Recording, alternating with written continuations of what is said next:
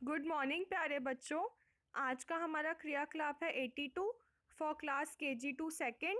आज की डेट है 8 अक्टूबर। यहाँ पे आपको अपना नाम लिखना है, यहाँ पे अपना क्लास सेक्शन, यहाँ पे अपने टीचर का नाम लिखना है। आज का हमारा क्रियाकलाप है ज्ञानेंद्रियाँ भाग 2। इससे भी पहले हमने ज्ञानेंद्रियों के बारे में एक वर्कशीट की थी, ये उसी का सेकेंड पार्ट है। तो बच्चों, मैंने आपको पहले बताया था कि ज्ञानेंद्रियाँ क्या होती हैं। ज्ञानेंद्रियाँ सेंस ऑर्गन्स होते हैं। आईज, नोज, टंग, ईयर और स्किन, ये 5 हमारे सेंस ऑर्गन्स होते हैं जिससे हम किसी वस्तु के बारे में पता लगा सकते हैं। ठीक है, तो हम पहली गतिविधि देखते हैं। एक थैले में कुछ मुलायम और कुछ कठोर वस्तुएं डालें। बच्चे से कहें कि थैले में हाथ डालकर वस्तु को छूकर बिना देखे बताएं वस्तु कठोर है या मुलायम।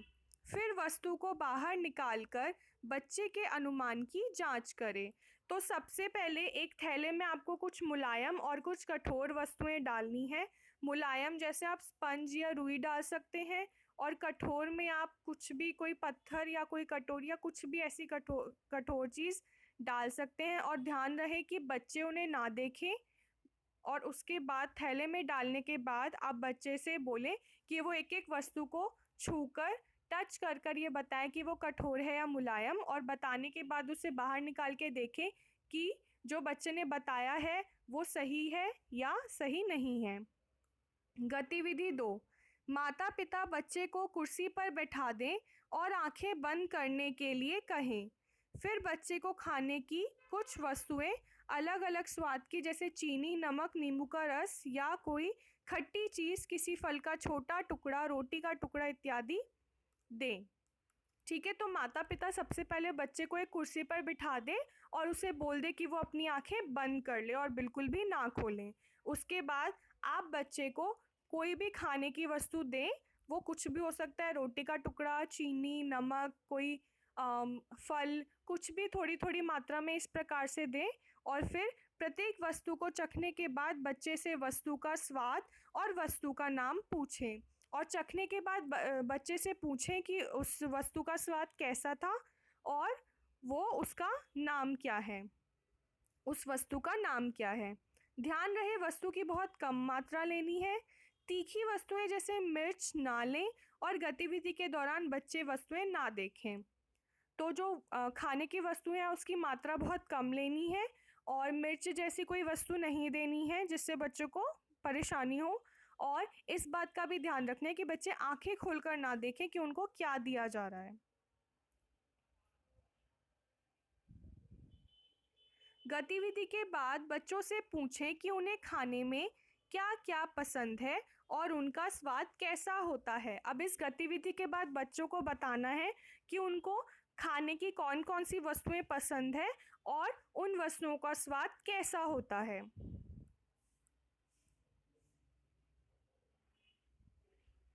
बॉक्स में दिए गए शब्दों की सहायता से रिक्त स्थान भरिए। अब यहाँ हमें एक बॉक्स दिया हुआ है, उसके अंदर कुछ शब्द हैं। उन शब्दों को हमें इन रिक्त स्थानों में भरना है। ठीक है, तो हम शुरू करते हैं। मैं अपनी डैश से देखता देखती हूँ। मैं अपनी डैश से देखती हूँ। हम देखते किन से हैं? जीभ से, आँख से, नाक से, हाथ से, कान से। किससे देखते हैं? आँख से देखते हैं। तो यहाँ पर क्या आएगा? आँख। मैं अपनी आँख से देखती हूँ। मैं अपने डैश से सुनती हूँ। मैं अपने डैश से सुनती हूँ। बच्चों, हम सुनते किस अंग से हैं? कान से। तो यहाँ पर क्या आएगा? कान। कान। ठीक है।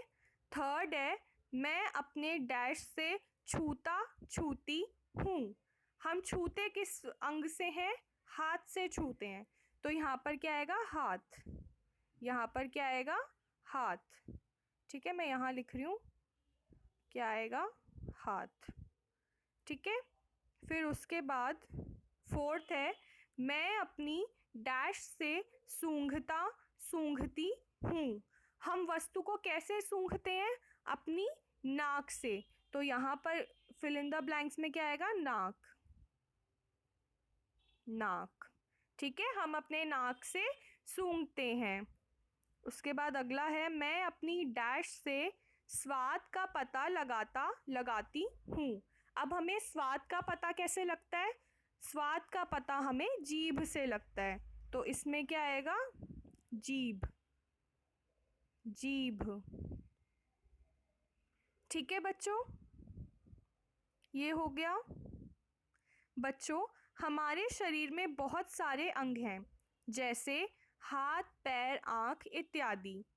जब हमें अपने आसपास की वस्तुओं के बारे में जानना होता है तो हम आँखों से वस्तुओं को देखते हैं, कानों से उसकी आवाज़ सुनते हैं, नाक से उसकी गंध का पता लगाते हैं, त्वचा से उसे छूकर देखते हैं और जीभ से हमें वस्तु के स्वाद का पता लगता है। हमारी आँख, नाक, त्वचा, कान और जीभ हमारे लिए विशेष महत्व रखते हैं। इन अंगों को हम ज्ञानेंद्रियां भी बोलते हैं।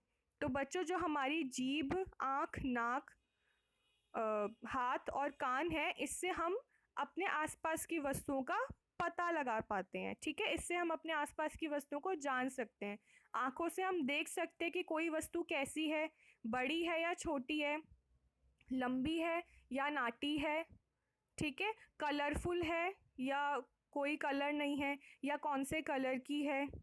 ठीक है, तो आँख से हम ये चीज़ पता लगा सकते हैं।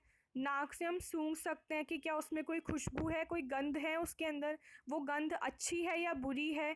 अगर अच्छी है तो मतलब वो सामान अच्छा है, अगर उसमें से गंध आ रही है मतलब वो सामान खराब हो गया। जैसे खाने की कोई वस्तु है, अगर आप उसमें से गंध, बुरी गंध आ रही है, बदबू आ रही है, तो आप समझ जाएंगे कि ये वस्तु खाने लायक नहीं है, तो आप उसे फेंक देंगे। ठीक है, तो इससे आपको ये जानकारी मिली, या आपको नाक से जानकारी मिली। अगर आप बाय चांस उस वस्तु को खा लेते उसका बिना उसके गंध को जाने, तो आप बीमार हो जाते। ठीक है, या हम किसी चीज़ को छूकर बता सकते हैं कि वो वस्तु कैसी है।